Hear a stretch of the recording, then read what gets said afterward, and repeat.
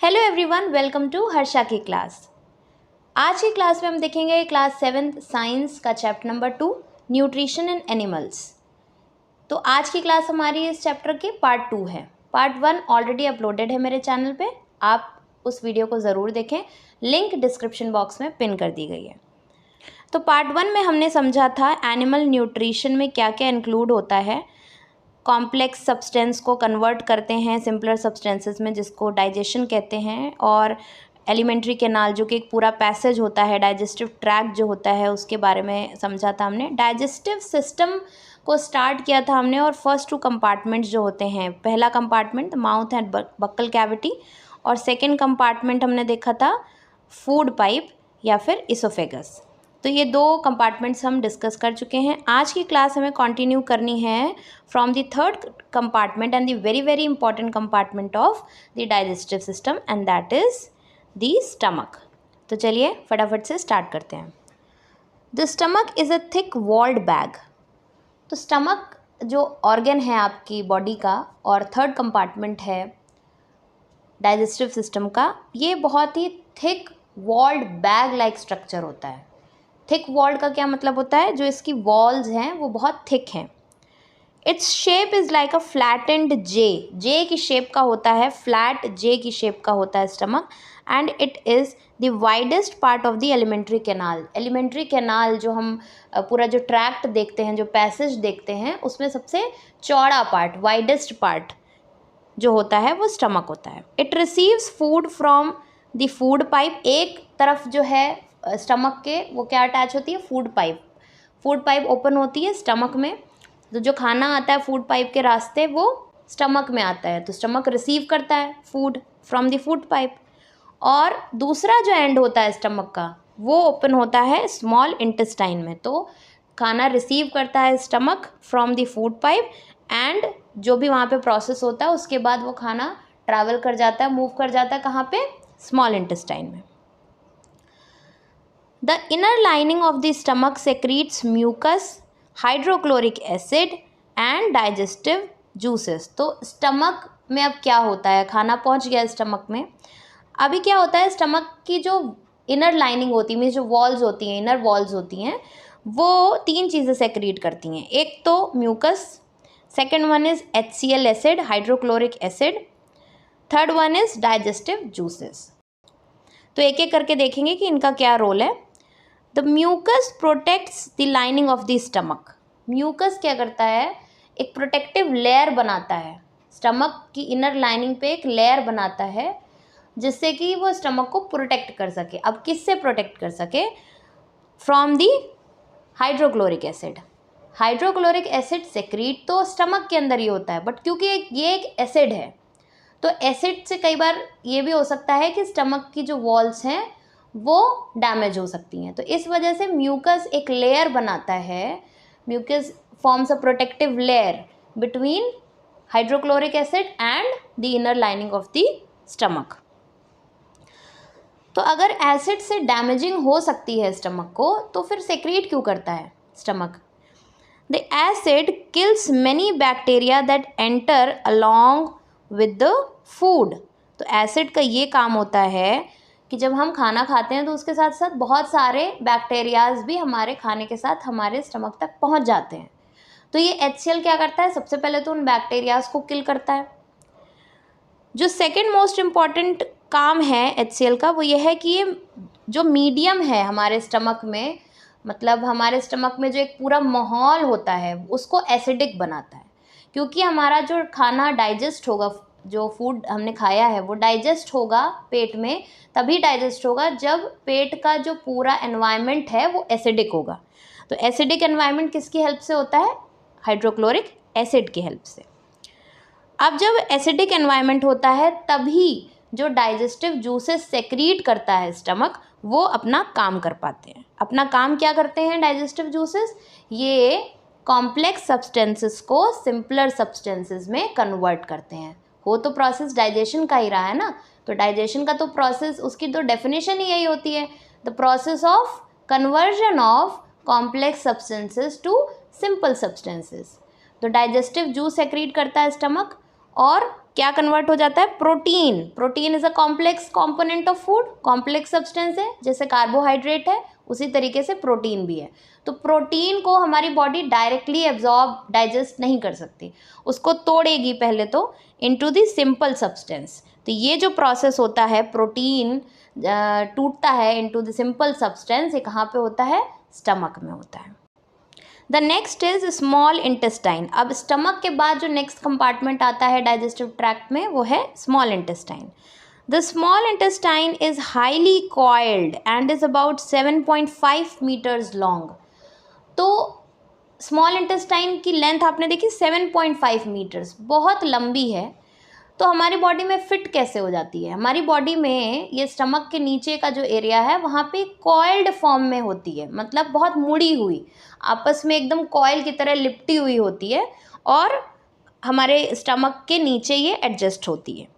It receives secretion from liver and the pancreas. तो अब small intestine के आसपास जब हमने डाइजेस्टिव ट्रैक्ट शुरुआत में देखा था तो उसमें पार्ट 1 में ये चीज़ें मैंने डिस्कस भी की हैं कि कुछ ऑर्गन्स होते हैं, एसोसिएटेड ऑर्गन्स होते हैं, जैसे कि लिवर, पैनक्रियास, गॉल ब्लैडर, ये सारे ऑर्गन्स क्या करते हैं? डाइजेशन के प्रोसेस में हेल्प करते हैं। तो अब इनका रोल एक्चुअली हम डिस्कस करेंगे कि क्या हेल्प करते हैं, कैसे हेल्प करते हैं।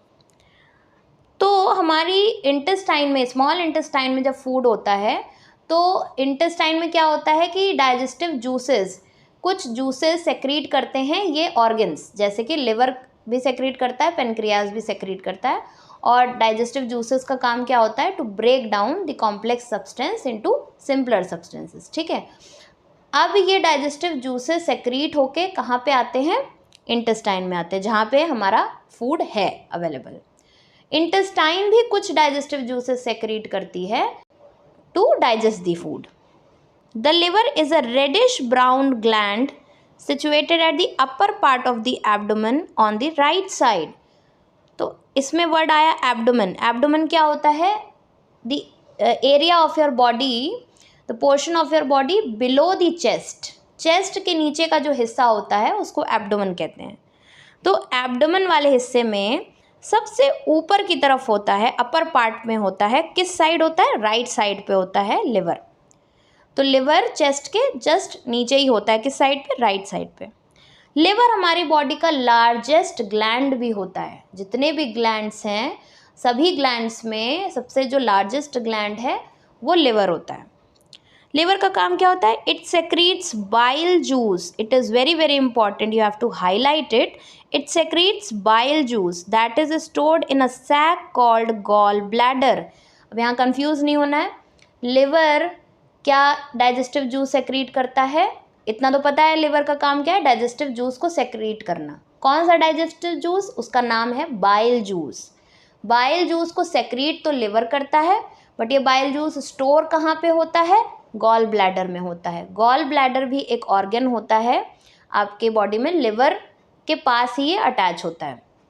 तो सेक्रीशन हुआ लिवर से और वो स्टोर हो गया गॉल ब्लैडर में। अब बाइल जूस का काम क्या होता है? The bile plays an important role in the digestion of fats. अब बात आ गई फैट्स की। फैट क्या है? एक कॉम्पोनेंट ऑफ फूड है, एक कॉम्प्लेक्स सब्सटेंस है, तो बॉडी इसको ब्रेक करेगी इनटू द सिंपल सब्सटेंस। तो ये काम कौन करता है? बाइल जूस की हेल्प से होता है। तो ये इतना हमने समझा लिवर के बारे में। अब जो नेक्स्ट ग्लैंड है वो है pancreas. The pancreas is a large cream colour gland located just below the stomach. Pancreas का लोकेशन क्या है? स्टमक के जस्ट बिलो होता है, क्रीम कलर का ग्लैंड होता है और स्टमक के नीचे लोकेटेड होता है।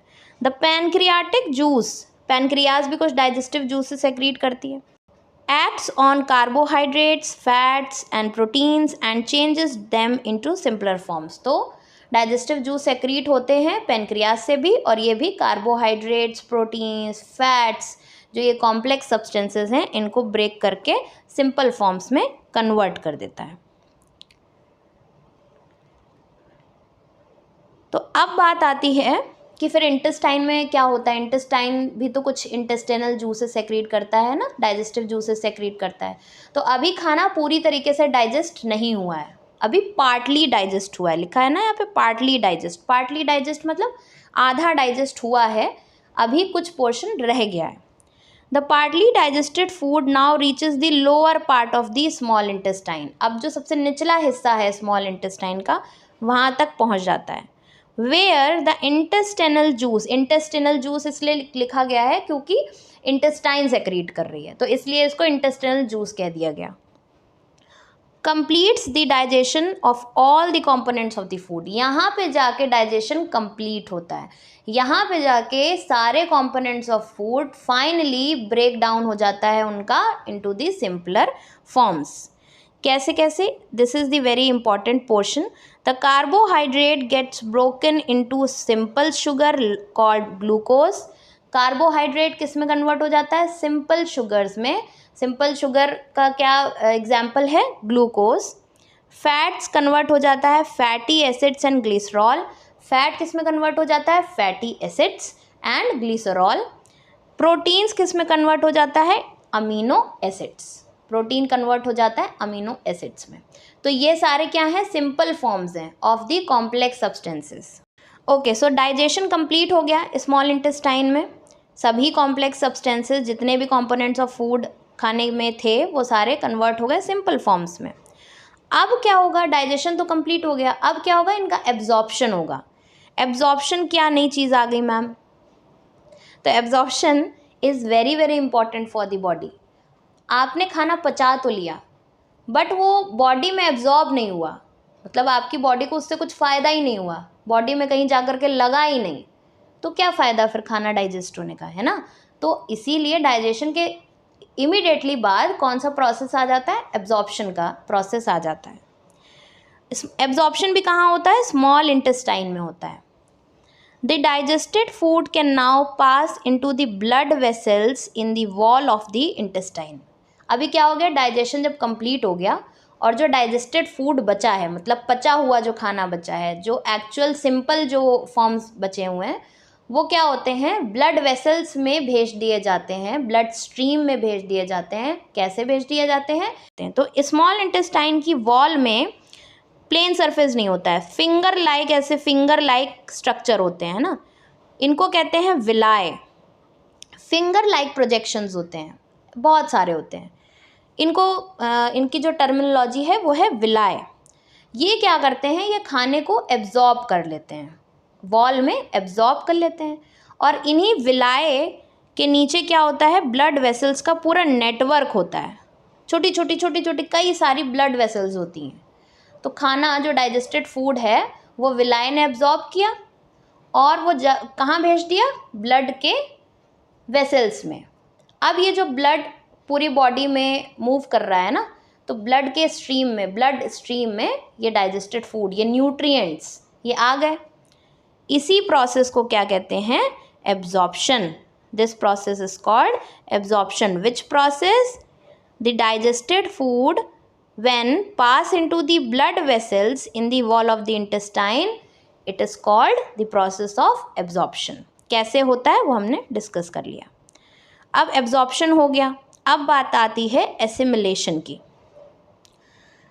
एब्जॉर्प्शन के बाद एसिमिलेशन का मतलब ये होता है कि ब्लड में तो आ गया डाइजेस्टेड फूड, न्यूट्रिएंट्स, अब ये ब्लड कहाँ कहाँ ट्रैवल करता है? हमारी पूरी बॉडी में ट्रैवल करता है, एक एक सेल में, एक एक ऑर्गन में, है ना, हर जगह ट्रैवल करता है। तो इसी ब्लड में न्यूट्रिएंट्स भी हैं, तो ये न्यूट्रिएंट्स भी हमारे पूरे बॉडी में जहाँ जहाँ रिक्वायरमेंट है, सेल्स में, टिश्यूज़ बनाते हैं ना, ऑर्गन्स में जाते हैं, हर जगह ये न्यूट्रिएंट्स फैल जाते हैं हमारी बॉडी में। अब बारी आती है बॉडी की कि बॉडी इनको यूटिलाइज कर सके।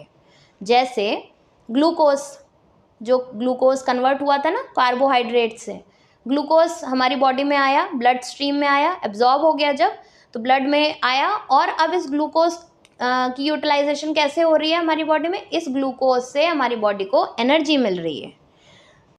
जब ग्लूकोज बर्न होता है with the help of the oxygen, जब हम सांस लेते हैं ऑक्सीजन जाता है ना हमारे शरीर में, तो ऑक्सीजन की हेल्प से ग्लूकोज ब्रेक डाउन हो जाता है, कार्बन डाइऑक्साइड एंड वाटर, और एनर्जी रिलीज होती है, तो हमें एनर्जी मिलती है।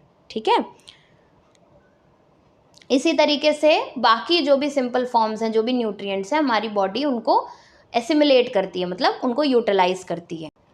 अब ये जब सब प्रोसेस हो जाता है, ऐसा नहीं है कि आपने जो खाया वो सारा का सारा यूज़फुल पार्ट ही था, सारा का सारा बॉडी ने एब्जॉर्ब कर लिया। उसमें बहुत सारी ऐसी चीज़ें भी होती हैं जो अनयूज्ड होती हैं, बॉडी को उसकी रिक्वायरमेंट नहीं है। अब ये जो अनडाइजेस्टेड अनयूज्ड पार्ट है, अनएब्जॉर्ब्ड पार्ट है, इसको लार्ज इंटेस्टाइन में भेज दिया जाता है फॉर फर्दर प्रोसेसिंग। अब बात करते हैं लार्ज इंटेस्टाइन की। Large intestine comes next after small intestine. The large intestine is wider and shorter than small intestine. ठीक है, shorter तो है, small intestine बहुत coiled थी और बहुत लंबी होती है। लार्ज इंटेस्टाइन थोड़ी सी चौड़ी होती है स्मॉल इंटेस्टाइन से और छोटी भी होती है। इट इज़ अबाउट 1.5 मीटर, तो बहुत डिफरेंस है। कहाँ वो 7.5 मीटर लॉन्ग थी और ये 1.5 meter in length. It functions is to absorb water and some salts from the undigested food material. तो इसका फंक्शन ये होता है कि ये कुछ वाटर और कुछ सॉल्ट एब्जॉर्ब कर लेती है फ्रॉम दी अनडाइजेस्टेड फूड। तो अनडाइजेस्टेड फूड ही भेजा गया था लार्ज इंटेस्टाइन में। अनडाइजेस्टेड फूड में से वाटर और सॉल्ट को एब्जॉर्ब करती है large intestine. The remaining waste passes into the rectum and remains there as semi solid faeces. अब जो उसके बाद जो भी वेस्ट फूड मटेरियल बचा है वो रेक्टम में चला जाता है और वहाँ पे रहता है। The faecal matter is removed through the anus from time to time, और फाइनली अनस के थ्रू ये वेस्ट प्रोडक्ट हमारी बॉडी से एक्सक्रीट आउट हो जाता है। ठीक है, इस प्रोसेस को कहते हैं इजेशन। तो जब वेस्ट प्रोडक्ट हमारी बॉडी से, अनयूज्ड पार्ट जो भी है फूड का, हमारी बॉडी से बाहर निकल जाता है, उस प्रोसेस को कहते हैं इजेशन। तो रिमेंबर स्टार्टिंग में हम लोग ने डिस्कस किया था इंजेशन। इंजेशन वो प्रोसेस होता है जब आप खाना, सबसे पहली बार जब आप खाना इनटेक करते हो, the process of taking the food into your body is called ingestion, and the process of excreting out the waste part of the food from your body is egestion. तो यहाँ हमने पूरा डाइजेस्टिव सिस्टम जो है वो समझ लिया कि ह्यूमंस में कैसे कैसे डाइजेस्टिव सिस्टम्स में प्रोसेसेस होते हैं। तो एक बार इसको फाइनली इस डायग्राम के थ्रू समझ लेते हैं कि फूड हमने खाया, फूड आया माउथ में, माउथ या बकल कैविटी इसको कहते हैं, यहाँ पे डाइजेशन स्टार्ट होता है, स्टार्च कन्वर्ट हो जाता है शुगर में with the help of the saliva. Saliva कौन सेक्रीट करता है? सेलिवरी ग्लैंड सेक्रीट करते हैं। फिर जो खाना होता है वो ट्रैवल करता है फूड पाइप के थ्रू, फूड पाइप के रास्ते आता कहाँ आता है? स्टमक में आता है। स्टमक में फर्दर प्रोसेसिंग होती है, यहाँ पे HCl जो एसिड होता है वो सेक्रीट होता है और एसिडिक मीडियम में डाइजेस्टिव जूसेस क्या कन्वर्ट कर देते हैं? प्रोटीन को कन्वर्ट कर देते हैं इनटू सिंपल फॉर्म। फिर जो खाना है वो ट्रैवल करता है into the small intestine. Small intestine में इंटेस्टिनल जूसेस भी सेक्रीट करती है इंटेस्टाइन, और लिवर और पेनक्रियाज में भी जो डाइजेस्टिव जूसेस सेक्रीट होते हैं उनकी हेल्प से जो कंपोनेंट्स ऑफ फूड हैं वो सिंपल फॉर्म्स में कन्वर्ट हो जाते हैं। अब उसके बाद जो एब्जॉर्प्शन का प्रोसेस आता है उसमें ये होता है डाइजेस्टेड फूड एब्जॉर्ब करती है हमारी बॉडी, और उसके बाद बॉडी उस डाइजेस्टेड फूड को यूटिलाइज करती है।